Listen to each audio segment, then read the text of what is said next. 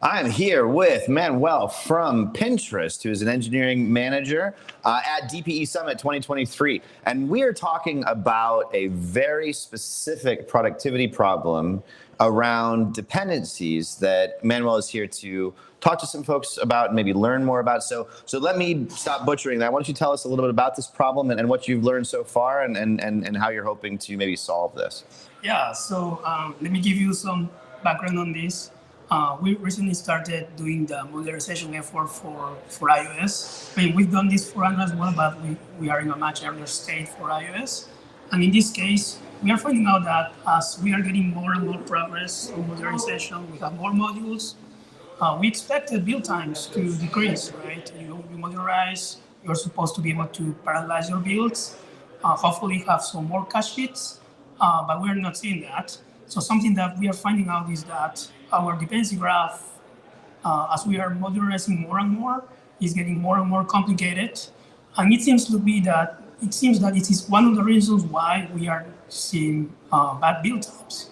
So in this case, I am coming to the conference in order to be able to learn if this is a unique problem to us. Maybe it has to do with a tool chain, and try to see, right, if we can exchange notes with other companies to see what kind of metrics they use to measure this problem, what kind of strategies have they used in order to overcome this problem. And also, I think that it's also interesting to learn if this is happening for other platforms, right? Like, I don't think this problem is unique to iOS. I think that it can also happen in Android and other platforms. So yeah, in general, trying to exchange notes with other people here. It's so interesting because you're talking about a broader pattern that we talk about a lot, actually, at very high level, right? But it's part of the messaging that I do around DPE, which is this is sort of ironic, this irony that exists where the more successful a software project becomes, so the more people you end up working on that project, the more lines of code, the more dependencies, the more complex of a dependency graph you kind of grow, the worse and worse and worse and worse the developer experience gets, right? And we can talk high level all day long. Yeah, okay, this phenomena probably exists. It makes logical and physical sense that it would exist. But then to actually talk to somebody who is living this, right? It's like, no, we're actually feeling the effects of this now, right? We have this project that's growing and growing. We did what we thought was the right thing in terms of modularizing it, but you can modularize all day long. It doesn't change the fact that your code is still going to be dependent on a fixed set of modules. So tell me first, how impactful is this problem? I mean, obviously it was enough that you wanted to come here and learn about these strategies, that it's a problem. But quantify that for me a little bit. I mean, what's happening? What is Pinterest losing in terms of waste? And what is it that you want to be able to accomplish that you feel like you're not accomplishing now as a result of this problem? Yeah, so I mean, my team is focused on build times, right? And as such, our hope was that this project would be accelerating, or I mean, I said, decreasing the build times for iOS, but that's not what we are seeing. What we are seeing that things are getting worse and worse, and the issue is right that we are still kind of in the middle of this modularization effort, which means that we've already seen some build time regressions. Because we are not done yet, we are going to see even more. Plus, in our case, we are heavily still in an Objective-C code base. We are about to start migrating more aggressively to Swift. So we also expect another big regression in the build times because of this, right? Because of the interoperations between Swift and Objective-C, we are expecting this additional regression. So we have to look for ways in order to prevent these extra build time regressions, because this impacts developer productivity, right? They have to wait for their build, they have to compile the app. And every time that they have to do this, they might be context switching to something else. Sometimes they have to wait 5, 7, 8 minutes. So it just keeps increasing, right? So we need to find ways to be able to stop this regression and find ways to scale this effort that we're doing right now. So I mean, I think that, that again comes right back into productivity, right? We talk about this waste that becomes obvious, but then also acute, right? And then I think, everyone's got different theories about what we can do to solve. That's what we're all talking about right now. One of the objections that we hear from folks sometimes is that We know that we have these problems. Speaking about any kind of company, we know we have these problems. We know that we have this waste, right? But it's really, really hard for us to justify spending the time, research, energy, and even have the leadership and executive mandate to be able to apply the resources that we need to solve this problem. We have so many other priorities. We have so many other things going on that we could be working on. How did you make that successful? What was the formula for you to be able to take these problems that, again, almost every software organization in the world is experiencing? What was the magic touch that you presented this problem in such a way that your leadership took it seriously and then gave you the autonomy to start looking for a solution to this problem? Yeah, so there is some background on this. I mean, I think that at this point, at Pinterest, build times are very important. 3 years ago, when I just joined the company, our Android app experienced significant regressions. We went from, I remember, from P95, which is like the worst build times, going from 10 minutes to 15 minutes. And a lot of people were getting frustrated. So leadership is just aware, right, that build times are important. People can get very unhappy when build times are bad. We heard a lot of complaints. So I think making the case that build times are important is not an issue anymore.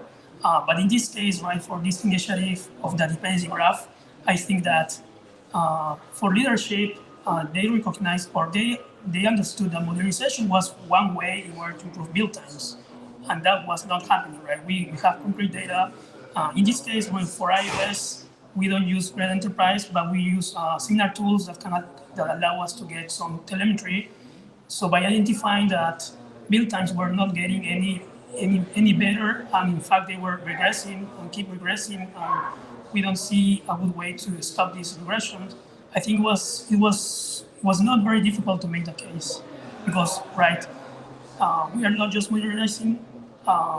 Product teams keep adding new features, so every time that there's more and more code, which is just natural, right? The product keeps evolving, the product keeps having new features.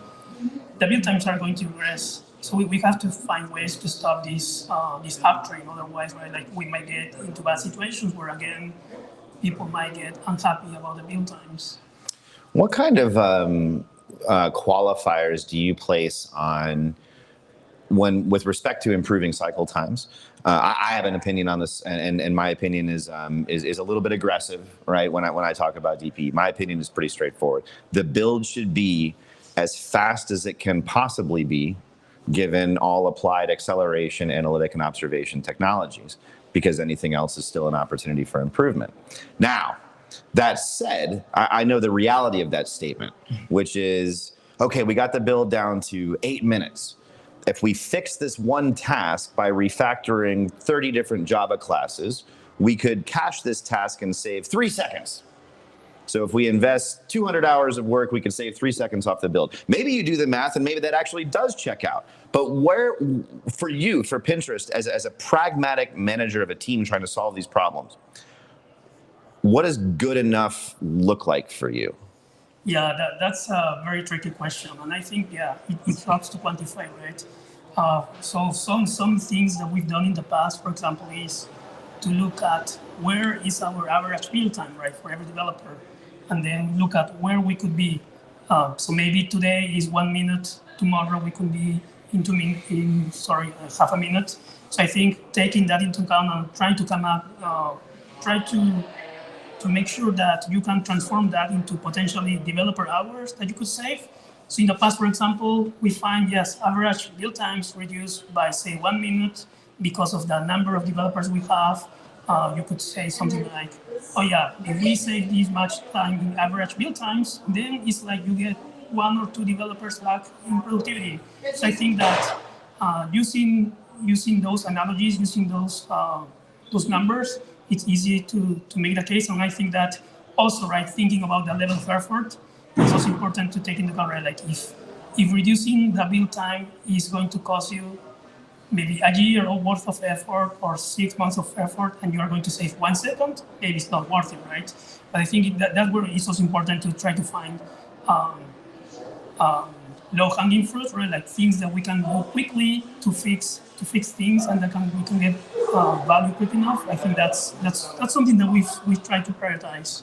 But I imagine the problem could get a little bit more complex too, because you're probably not hitting a moving target, right? One bit of the build that takes 3 seconds today, you might make some change architecturally, and all of a sudden that phase takes longer. It's doing more work. It might grow naturally. Maybe it's like a check style or some kind of code quality thing, and you hit a threshold with the amount of code. So interesting. So I guess what I'm really hearing is that like you're not really done, right? That this is sort of a state of making sure that you maintain vigilance over this, which is in line with all the other productivity practices that we know of, right? Sort of a state of continual improvement.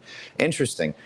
So we have about 4 hours left in the conference overall. There's a few more talks and tracks and stuff like that. I have to ask you from a results standpoint, what have you learned? Have you got it? Have you solved it? Did you get what you needed? Are you still hoping to get the magic formula? Well, I think that coming up with a final answer or all the set of responses is usually going to be hard. But I think that coming to the conference, being able to speak to different teams, different companies has been really helpful to get different insights. And it's especially helpful to come at this time of the year when, well, surprisingly enough, right, we are starting to think about next year planning. So it's good to exchange ideas and see what kind of things we can schedule for next year's projects.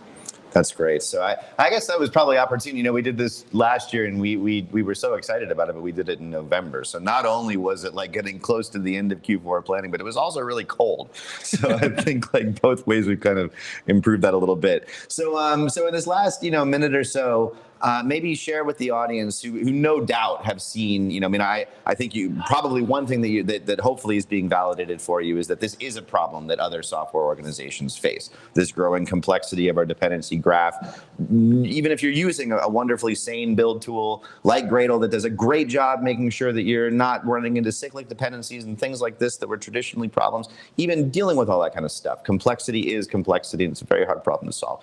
Give me one thing, give me one tip. What can you tell the audience that you've learned today, yesterday, that you're going to go home? Not necessarily that will solve the problem, but what is something you're going to experiment with? What's some new activity you're going to try that you weren't doing before to hopefully solve this problem? Yes, in regards to the dependency graph, I think that we're looking forward to come up with some metrics. For example, I heard measuring the height of the graph. That seems like an interesting way to measure the complexity graph. So I think that's something that we're going to be exploring. Excellent. Well, thanks so much for taking the time. I really appreciate it. It's such an interesting conversation, and we've learned a lot, and I hope you enjoy the rest of the show. All right, thank you. All right, thanks so much.